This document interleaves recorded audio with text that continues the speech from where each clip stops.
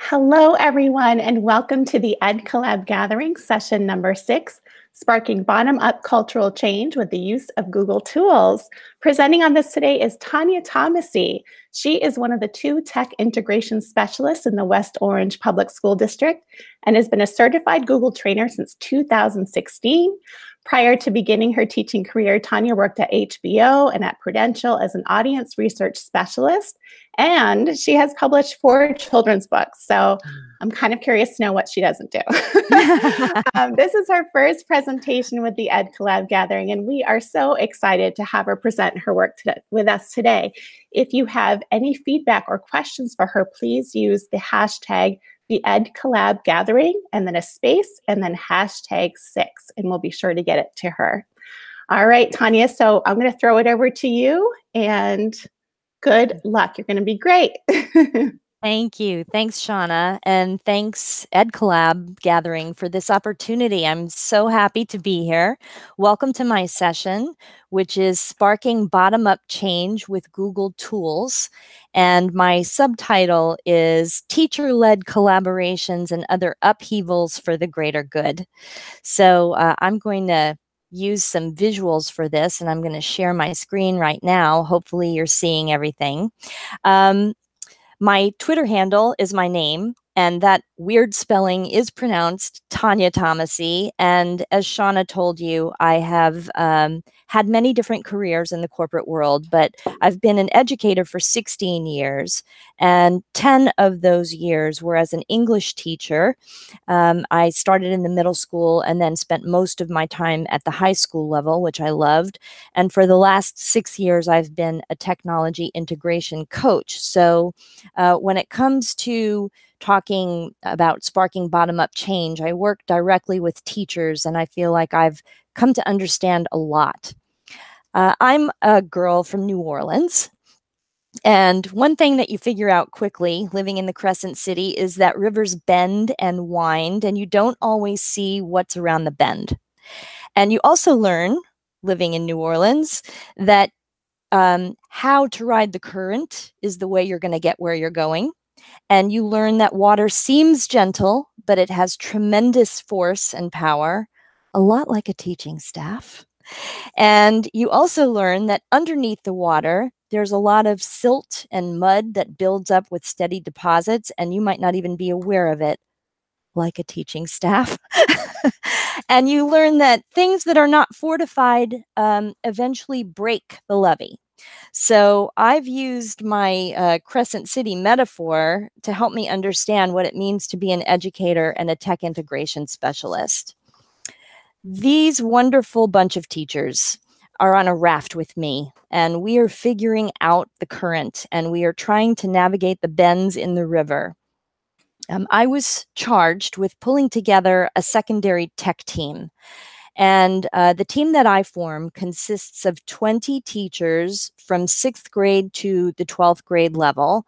And these teachers were from every subject area. And that was really important for me because often, too often, I think when a teacher voice is requested at the table, and honestly, sometimes that's rare, sometimes the only teachers who are approached are English or math teachers. So it was really important for me to create a holistic team with related arts, language, everybody in conversation, or I knew there would be no buy-in.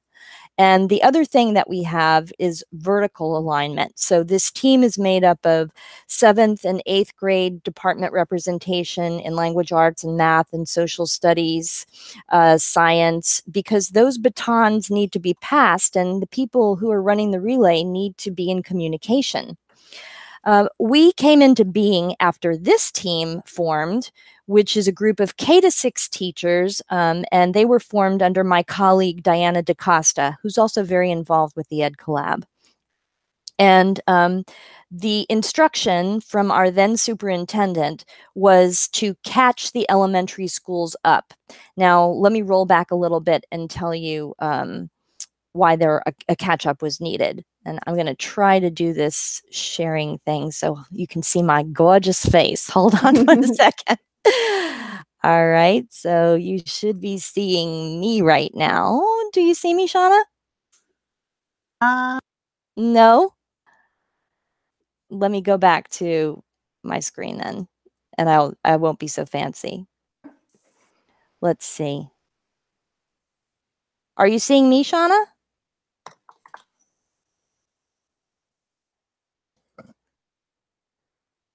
Hold on one second. Sorry, guys. There we I can go. see you. Yep. You can see me. All right. Yeah. What I wanted to explain was that when we first rolled out our technology, we started out with a 3-year rollout, and we started with the high school. And then the middle school came in the second year. And because of the middle school structure being team oriented, it was a much more even experience. And we had learned a lot in the first year. The third year rolled out to the elementaries. And by the third year, the high school and the middle school were sort of in a nice hum, but the elementary schools were really a little bit at a loss. Technology didn't seem like it was as necessary to some of the elementary teachers, and I'm certainly not saying that this was a feeling of every teacher. It wasn't at all, but in general, there was an overall sort of passive use of technology that was happening at the elementary school level. And so this team was sort of charged to bring the elementary schools into the fold. And in 2 years, I cannot explain what miraculous things this team has done. And Google tool alert number 1. If you are admiring my awesome visuals here, I create these visuals like this one and this one using Google Drawings. I mash up pictures and my own photos, and anytime you customize something, you draw people into your visual storytelling. It is another form of digital literacy, and if you want to know how to do this sort of thing, just hit me up on my Twitter handle and I will explain the hows. But I wanted to tout Google Drawings because sometimes that is not an application that is used as widely. So one of the things that we realized when we came to be this team, the elementaries actually surged in terms of creativity. I think in a lot of ways way beyond where we were at the middle and high school level. And we realized, okay, where do we start? How do we begin? What do we do? What is our why? And we started to realize that we were really not a tech team at all. We were not really gathering to talk about tech tools and how to turn key skills. We were actually dealing with a much bigger, more nerve laden prospect, and that was that we were addressing fundamental changes in pedagogy. There was a lot of resistance at first and a lot of grumbling about the technology. There was anger in our culture, and it had to do with the fact that teaching was really changing, and the presence of these devices was really changing the nature of how the student was in the room and how the teacher had to teach. Our district was coming off of a lot of tumult, I should say. There were a lot of top-down dictates, sometimes from the state, sometimes from our administrators. There was tumultuous administrative change. There was contract disputes. There was a big change in our teacher evaluation system, and it was honestly low morale, testy times. And the silt and the mud that were under the water were palpable. So what I experienced was we were bumping into fear and fixed mindset and why do we have to make this change? And we realized that the culture needed to be addressed. There was a resistance to top-down anything, including PD. And there was a desire for teachers to have more autonomy and to learn from one another and to have more voice in what their day was like. So instead of calling ourselves the tech team, we dubbed ourselves the Spark team, and we fashioned a purpose statement that we felt was important to us to understand so we could explain what our purpose was to others. And it was really founded around pedagogy and reclaiming our passion.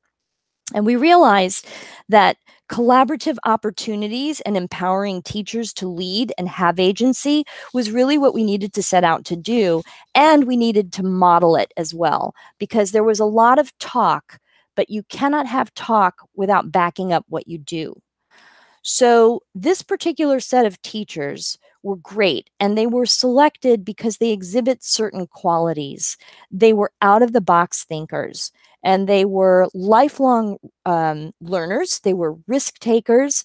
And the critical part was not necessarily their technology skills. I mean, some of them were self-admittedly kind of on technology skills, but they were so willing to be self-examining, and they were okay with change, and they didn't mind the messiness of not knowing where everything was going. So they exhibited growth mindset.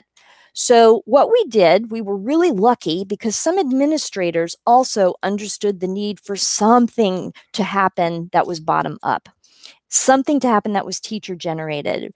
And we were granted 25 minutes of a high school faculty meeting in December to do what we thought would be meaningful. And we really jumped at this chance like a hallelujah moment.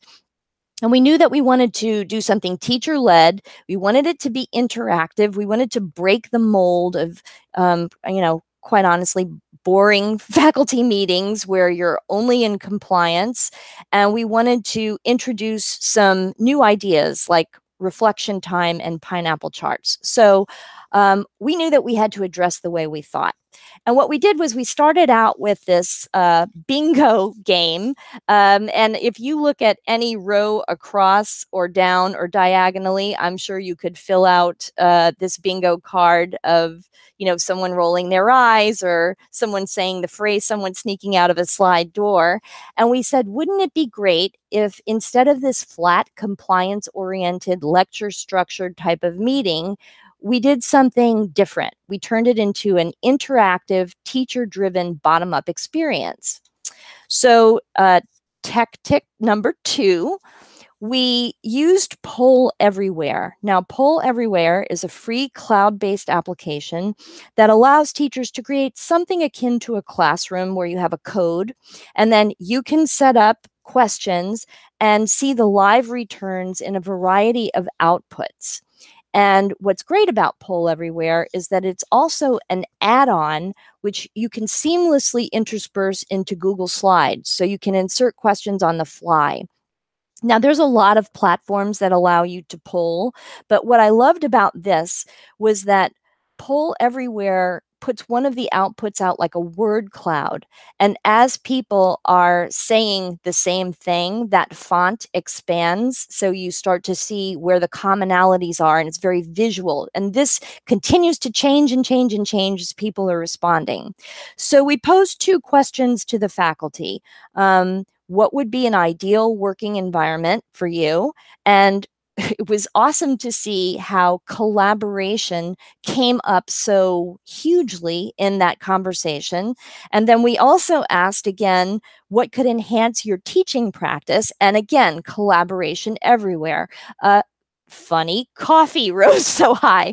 Now, one caveat about Poll Everywhere: it caps at 40 responses. So it's great for the classroom, but for a faculty meeting of about 150 teachers, we had to divide into tables that had a table captain. So we discussed these things, and then the table captains put in the words, and we made it to the 40-word cap.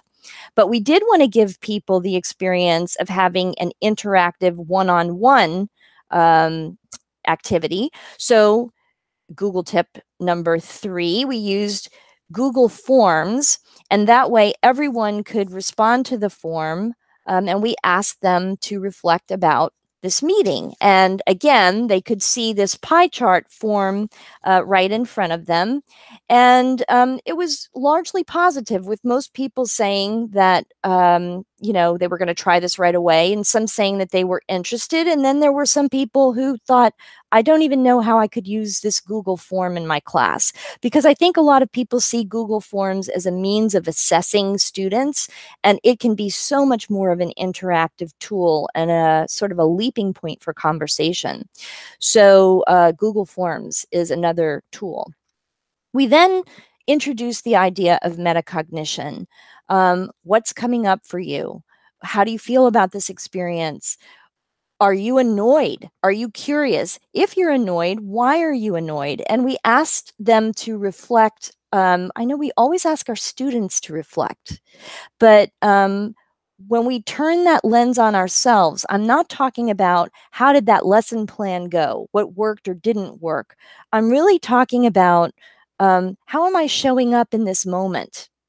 How am I, why am I bothered right now?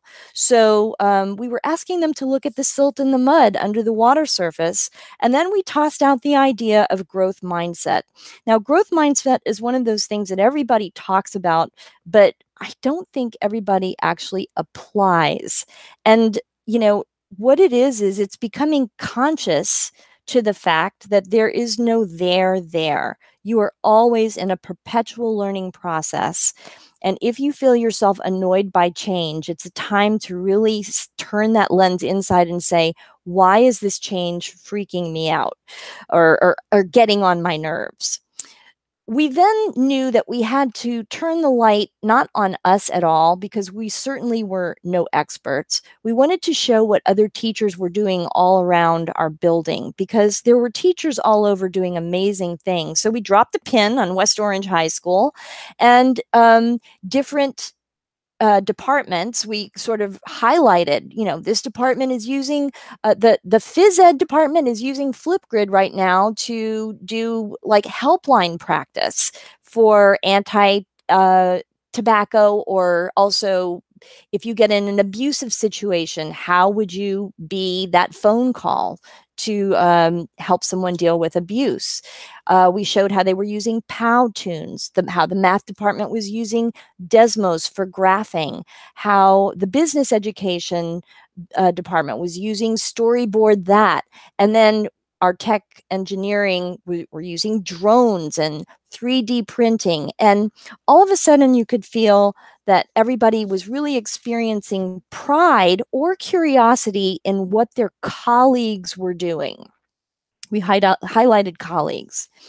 Then we threw out the principle of pineapple charts. So a pineapple is the universal symbol for welcome. Someone told me later that it's also the symbol for swinging. We were not applying it in that way at our faculty meeting, but there were some chuckles about it. Pineapple visits are done in a certain spirit. It's a teacher invitation to come into your classroom. No one has to go. It's not administrator driven. It is a no pressure, non-judgmental, be a fly on the wall zone where you step into a colleague's environment and just watch. You don't take notes. You certainly don't peer critique. You are visiting as a guest in another room. And you're just saying, hey, this is what I do. What do you do? So we set up tip number 4, a communal Google Calendar that was dedicated just to pineapple charts. And I have to say that Google Calendar is also something that is not as utilized by teachers as it could be. And we started with the teachers on our team. And if your door was open, you put a pineapple outside. It could be a real pineapple. It could be a design pineapple. It could be a sign. But that was an indication to say, hey, you got a moment? Step on into my room. And we started out with our team. And there was a little bit of curiosity about it. And let me go back one slide. This was our meeting. So we were pleased with how it went. And then we asked for feedback, and it was really interesting. We asked for feedback via a Google form. And one of the things that came out of the Google form was, all of these Google forms that ask us our opinions, and then it goes nowhere. We don't know what the results of the survey were. We don't know, if there was a point to me taking the time to fill it out. And all of a sudden we thought, what can we do to make you understand that, one, we do care, and two, someone is responding to your, someone's responding to what you've given us as feedback. So we thought, well, we always talk about using Flipgrid with our students. Flipgrid is a video tool that allows you to communicate with people via a video platform. This is not a Google tool, but it interfaces beautifully with the Google Classroom. So we thought, why not put the responses forward to our administrators and have them respond back and then post an exchange about the exchange. So kudos to these two fine men. On the right is Principal Hayden Moore, who you can follow him at Mr. Moore WO. And on the left, that's Steve Oshalski, who is functioning right now as the language arts supervisor. And they totally wanted to empower their teachers. And they also wanted to be transparent. They wanted to deal with the feedback they were getting. So they put Flipgrid comments. And then what we did was we embedded their Flipgrid responses to the staff, to all of the surveys, and we created a hyperdoc. So what a hyperdoc is it can be a document, it can be a Google slide, where you put all sorts of different resources in one place. And this became a way that we could get back to the staff in conversation about all of the feedback that we had received from the Google Forms.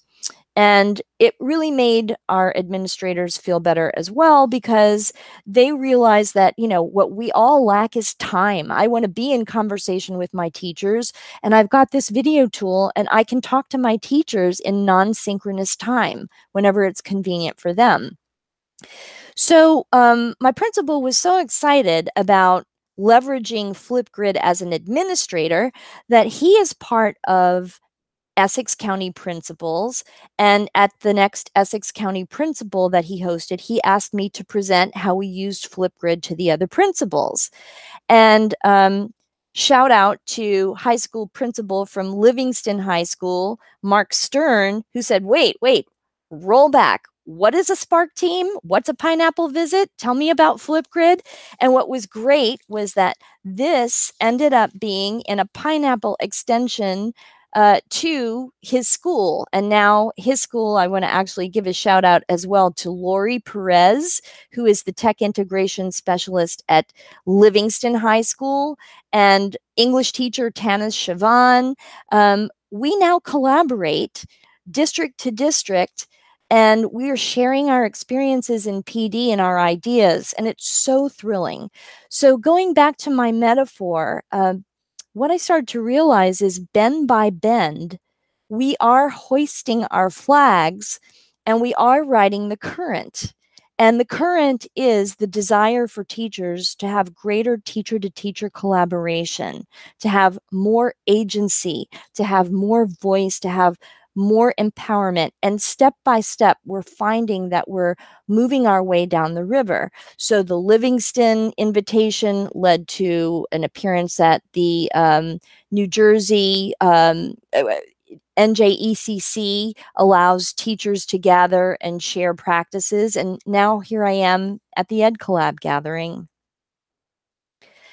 So one of the things that we realized is when we meet, these teachers are not being paid for this time, but if you inspire a teacher, they will do anything.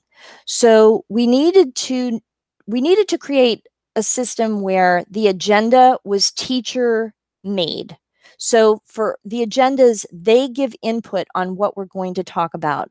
We also came together with our mutual agreements, how we were going to run our meetings. And we say our mutual agreements. It's not my agreements. Do you agree with me? We all formulated how this large group would run together. And we say those at the beginning of every meeting. And then we always start our meetings with inspiration, because inspiration is what keeps you in.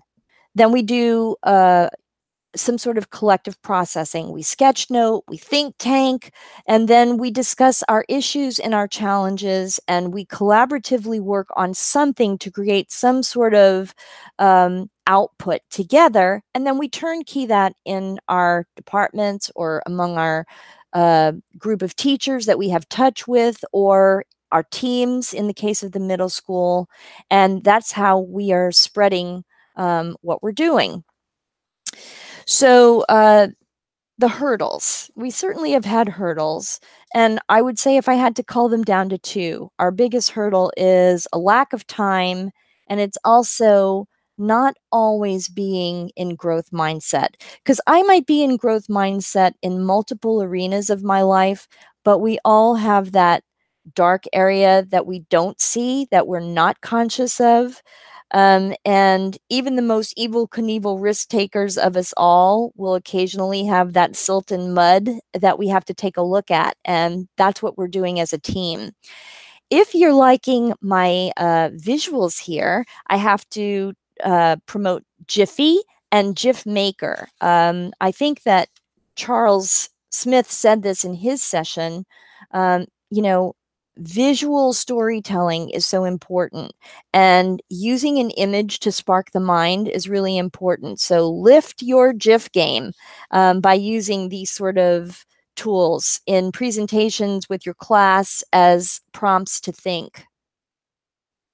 Another thing that we do is we record, we reflect, we chart our agenda, we chart our progress, we take pictures of everything we do, and we think together on a Google site.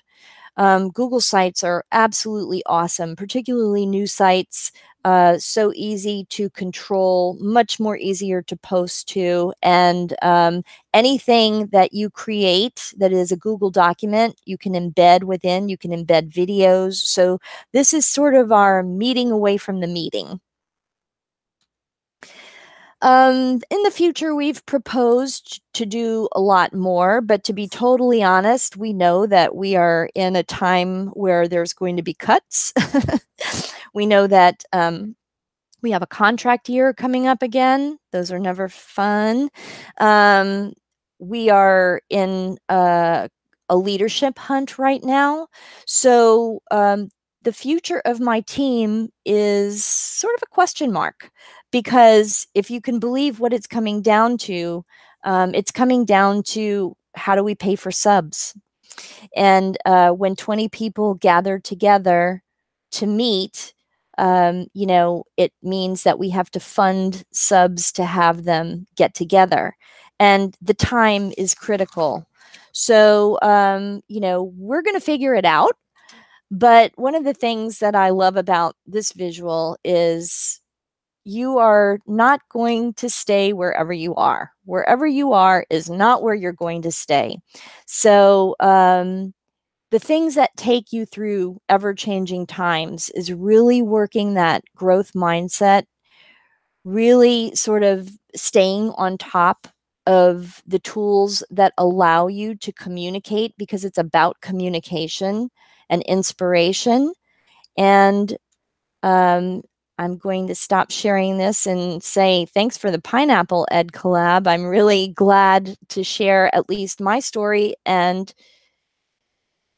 I'm happy to take some questions. All right, Tanya, that was amazing. I cannot believe that you have not presented with us before. That was so good.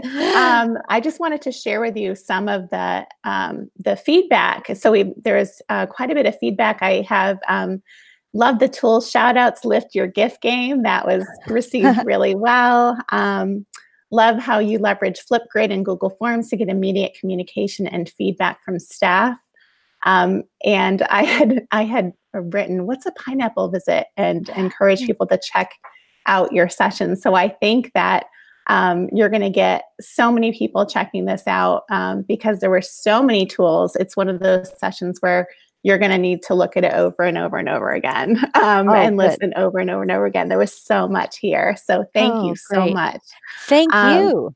Yeah, it was great. And we would love to have you propose another session, because that was really, really good. So everybody, just a reminder that we have some more sessions coming up, and I'm going to share with you what those sessions are. So in session 3, we have finding authentic audiences, connecting communities through story, disrupting traditional approaches to school discipline, literacy practices to teach students, not suspend them, and then inquiry for the youngest learners, Genius Hour and K-2 classrooms. So make sure you join us for one of those sessions. And as always, please share your thinking and your questions using the hashtag #TheEdCollabGathering. In addition, if you have a chance or feel as though you have gotten something great out of the event today, please consider making a donation to our adopted charity, the Grace Smith House. All right, everybody, thank you so much. And thank you, Tanya, and enjoy the rest of your day, everyone. Thank you.